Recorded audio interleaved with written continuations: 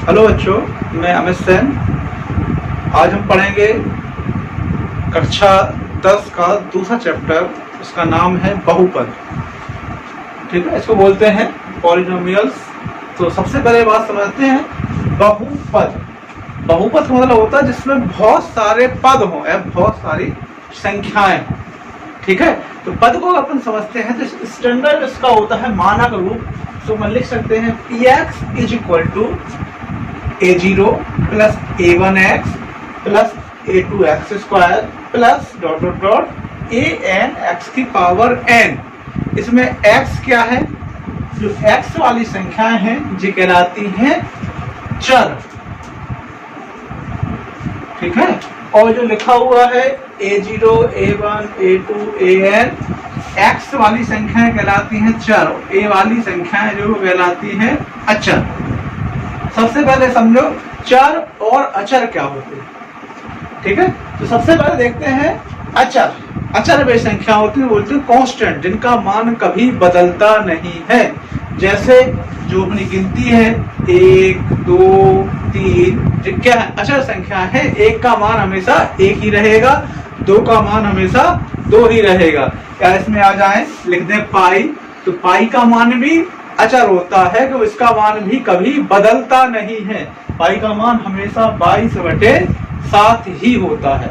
ठीक है, अचर वे संख्याएं हैं जिनका मान बदलता है, और चर वे संख्याएं हैं जिनका मान वेरिएबल होता है, जिनका मान वक्त के साथ बदलता जाता है। जैसे कोई क्वेश्चन लेते हैं, माना x कोई संख्या है, x का मान क्या होता है? बदलता है। x का मान कुछ भी हो सकता है। x का मान 1 भी हो सकता है, 2 भी हो सकता है, 10 भी हो सकता है और 100 भी हो सकता है। तो यहाँ पे अपन को पढ़ना है बहुपद के बारे में। सबसे पहले अपन पढ़ेंगे बहुपद के प्रकार। बहुपद कितने प्रकार के होते हैं, तो शुरुआत करते हैं अपन लोग। सबसे पहला है एक पदी बहुपद। पद बहुपद मतलब कितने उसके हिस्से हैं, कितने उसमें ले सकते हैं। तो यहाँ बहु एक पद जिसमें केवल एक संख्या हो, चाहे वो 3x², एक ही संख्या तो हुई इसमें। अगर मान लो अपन लेना चाहें तो 2x, केवल एक भी हो सकता है। इन सब में एक एक पद हैं, एक एक पार्ट्स हैं, तो उसको कहते हैं मतलब एक पदी बहुपद। उसके बाद सेकंड पे अपन आते हैं, उसमें लिखा हुआ है द्विपदी बहुपद, जिसमें एक के साथ 2 हिस्से हो। वो किससे जुड़े हो? प्लस या माइनस से। देखो, अगर गुणा भाग से जुड़े रहेंगे तो वो 2 पद नहीं कहलाएंगे। अगर या तो प्लस चिन्ह से या फिर माइनस चिन्ह से, इसको हिंदी में करें, या तो जोड़ से या फिर घटाने से जुड़े हुए हैं, तो उन्हें कहा जाता है एक पदी। जैसे मान लिख दिया अपन ने 2x + 1, या फिर लिख दिया 3x² + 2। ये क्या है? द्विपद ये है। इसमें एक देखो, एक पद इसका 2x है और दूसरा पद कितना है? 1 है। इस वाले में देखा जाए तो पहला पद हो गया 3x², तो दूसरा पद क्या है? 2 है। जो आपस में किससे जुड़े हुए हैं? प्लस के चिन्ह से। माइनस के चिन्ह वाले भी कहलाएंगे द्विपदी। 3x - 2x, ये भी क्या है? 2 पद का है। अब इसके आगे और चलते हैं, फिर आ गया 3 पदी। इसमें 3 पद हो, इसमें 1 पद था, इसमें 2 है, इसमें 3 संख्याएं हो, लेकिन वो जुड़ी हो प्लस या माइनस के चिन्ह से। तो यहाँ पे कितना आ जाएगा? लिख दिया अपन ने 3x² + 2x + 4। ये क्या हो गई? 3 पदीय संख्या हो गई। पहली पद कौन सी हो गई? 3x², दूसरा पद कौन सा हो गया? 2x, और तीसरा पद क्या हो गया? 4। तीनों को मिला के जो हमने बनाया है वो कहलाएगा त्रिपदीय बहुपद। समझ आया? अब जो दोनों तीनों जो हमने पढ़ी हैं, जो क्या है? 1 पद, 2 पद और 3 पद। इनकी गिनती के हिसाब से है, एक संख्या है कि 2 संख्याएं हैं कि 3 संख्याएं हैं। अब इसको चेंज करते हैं इनकी वैल्यू के हिसाब से। तो अगला जो है शून्य बहुपद, जिसमें x की वैल्यू ना हो या जिसमें कोई भी पद ही ना हो, उसको बोलते हैं शून्य पद। जैसे अगर लिखा होगा 0x², तो इसकी क्या मतलब है कि 0 का गुणा जब x² में होगा तो इसका मान कितना आ जाएगा? 0 आ जाएगा। तो ऐसे पद को अपन बोलते हैं शून्य बहुपद। अब शुरुआत करते हैं। अगला आ गया सबसे पहले द्विघात त्रिघात, इसके एक और हो गया इसमें, इसको बोलते हैं रैखिक बहुपद। कौन सा बोलते हैं? रैखिक। लिखा नहीं है इसमें। रैखिक बहुपद क्या होते हैं, यहां से शुरू करते हैं। रैखिक बहुपद में क्या होता है, अगर अपन जो अपन बहुपद बनाते हैं उसमें x की घात माने x की पावर कुछ भी नहीं है, मतलब एक मानी जाएगी। अगर x की पावर 1 है तो ऐसे जो बहुपद बनते हैं वो सब कहलाते हैं रैखिक बहुपद। इसमें क्या लिखा है? 3x + 1, x की घात कितनी है? 1 है, ये रैखिक बहुपद हो गया। इसमें 5x + 1 है, इसमें भी x की घात कितनी है? 1 है, तो भी वो रैखिक बहुपद हो गया। फिर इसके बाद आता है द्विघात बहुपद। द्विघात में जिसकी 2 घातें हों, मतलब x के ऊपर 2 घातें कम से कम होना चाहिए, ये वाला कहलाएगा अपना कौन सा? द्विघात बहुपद। क्योंकि इसमें देखो x की घातें कितनी है? 2 है, x² + 5x + 4, तो जिसमें क्या हो गई? कितनी घातें हो गई? 2 घातें हो गई।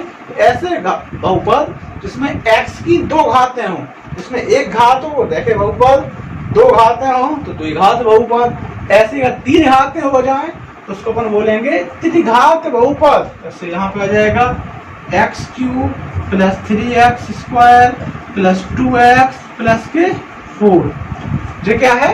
त्रिघात बहुपद हो गया। पहले 3। अब इसमें देखो घात कैसे निकालते हैं, तो x के ऊपर सबसे बड़ी घात होती है वो उसकी घात मानी जाती है। तो ना घात क्या होती है? x के ऊपर, ऐसे मान लो यहाँ पे x² भी है, x भी है और बिना x की संख्या भी है, तो x के ऊपर सबसे बड़ी घात कितनी है? 2 है, तो इसकी घात कितनी रहेगी? 2, तो ये कहलाएगा द्विघात बहुपद। इस वाले समीकरण में x की सबसे बड़ी घात कौन सी है? 3 है, तो इसको क्या कहेंगे बोल लो? त्रिघात बहुपद। अब और आगे चले तो फिर आता है चतुर्घात बहुपद। चतुर्घात इसकी 4 घातें हो। कितनी घातें हो? 4। 4 घातें कैसी होंगी? इसको अपन लिखना शुरू करेंगे। मान लिखते हैं 2x की पावर 4 + 3x² + 4x + x³ + 5। इसमें क्या है?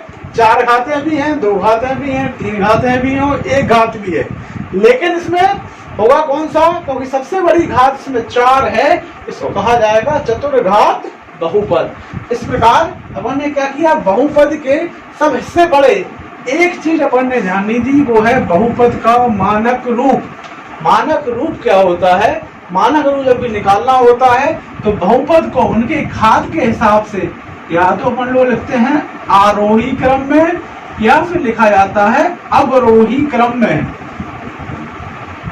कौन से क्रम में? आरोही या अवरोही क्रम। अब बात आती है कि आरोही क्रम क्या होता है और अवरोही क्रम क्या होता है। अगर अपन गिनती को बढ़ते हुए क्रम में लिखें, बढ़ते मतलब पहले 1 फिर 2 फिर 3 फिर 4, जो बढ़ता हुआ क्रम होता है वो कहलाता है आरोही क्रम। और जो घटता हुआ क्रम होता है, मतलब 5 4 3 2 और 1, जो घटता हुआ क्रम होता है उसको कहते हैं अवरोही क्रम। यहाँ पे करना क्या है? बहुपद का जब मानक रूप निकालना होता है तो अपन बहुपद के पदों को उनके आरोही क्रम या फिर अवरोही क्रम में लिखते हैं। जैसे एक उदाहरण लेके चलते हैं, ये चतुर्घात वाला अपना एक समीकरण है। क्या लिखा है? 2x की पावर 4 + 3x² + 4x + x³ + 5। इस क्वेश्चन को बताओ कि ये वाला क्वेश्चन जो है मानक रूप में है कि नहीं है। अगर अपन देखें इसको ध्यान से तो मानक रूप की जो कंडीशन है वो होती है कि या तो उन्हें आरोही क्रम में लिखा जाए या फिर अवरोही क्रम में लिखा जाए।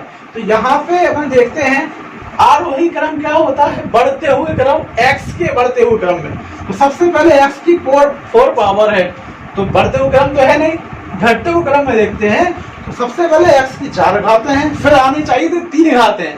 कितनी आ गई? 2। 3 वाली घातें कहाँ चली गई? इस तरफ। इसको अपन क्या करेंगे? जब एडजस्टमेंट करके जब लिखा जाएगा तो इसका समीकरण जो अपना बनेगा हो जाएगा, पहले 4 घातें 2x की पावर 4 प्लस 3 घात वाला तो आएगा x³ प्लस दो घात वाला तो आएगा 3x² प्लस फिर आएगा एक घात वाला 4x और लास्ट में आएगी कांस्टेंट माने अचर संख्याएं तो आएगा 5। ये कहलाएगा इसका कौन सा रूप? मानक रूप में लिख दिया अपन इस समीकरण को। ठीक है, इतने सब इससे समझ में आए। अब इसके बाद इसमें पहली अभ्यास है प्रश्नावली 2A, उसको समझेंगे।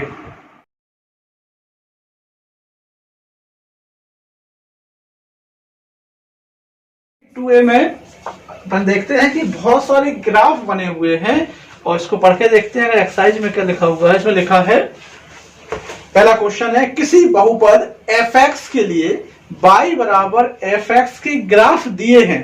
प्रत्येक ग्राफ में fx के शून्यकों की संख्या ज्ञात कीजिए। ठीक है, इन सब में अपन को निकालना है काय की संख्या? शून्यकों की संख्या निकालना है। काय के लिए? fx के लिए।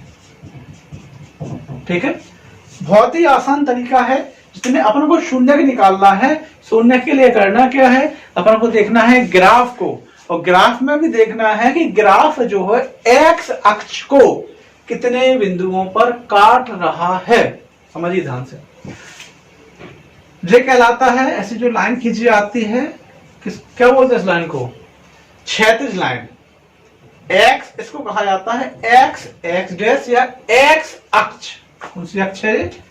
एक्स अक्ष।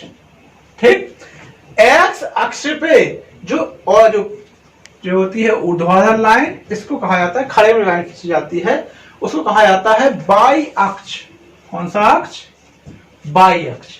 तो अब ध्यान किस बात का आपको देना है कि जो ग्राफ की लाइन है वो एक्स अक्ष को कितनी जगह काटती है।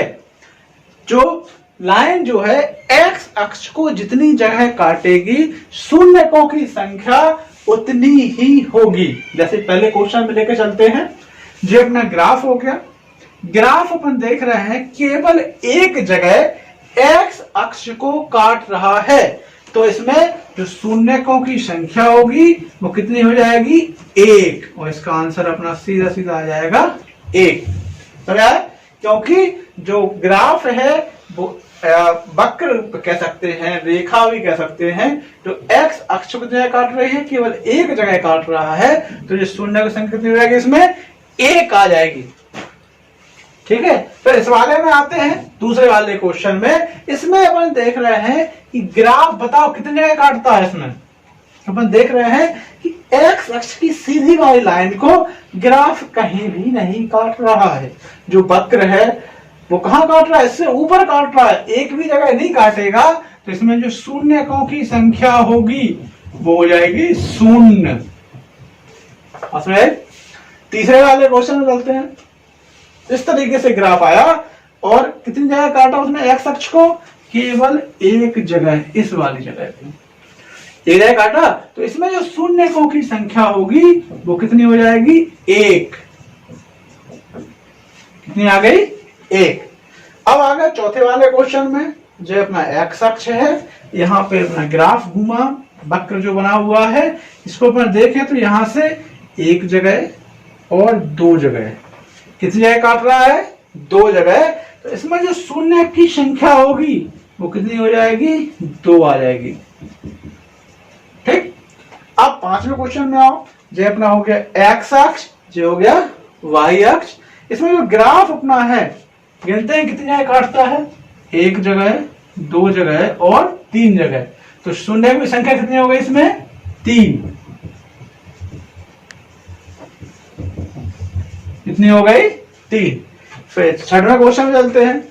जो अपना एक्स अक्ष हो गया, जो अपना ग्राफ जो है 2 लाइनें खींच रही हैं और जे भी कितनी जगह काट रही हैं? 2 जगह, एक जगह और 2 जगह। तो इसमें शून्यकों की संख्या जो आएगी वो कितनी हो जाएगी? 2। अब अपन क्या देख रहे हैं कि प्रश्नावली 2A के अपने कितने सवाल सॉल्व कर लिए? 6 सवाल अपन लोगों ने सॉल्व कर चुके हैं। अब इसके 2-3 सवाल और बचे हैं प्रश्नावली में। तो करना क्या है? बाकी सवालों को अपन को घर से सॉल्व करना है, और कोई भी समस्या आती है तो आप कमेंट्स करिए और उसको हम वहां पे हल आपको दे दिए जाएंगे। और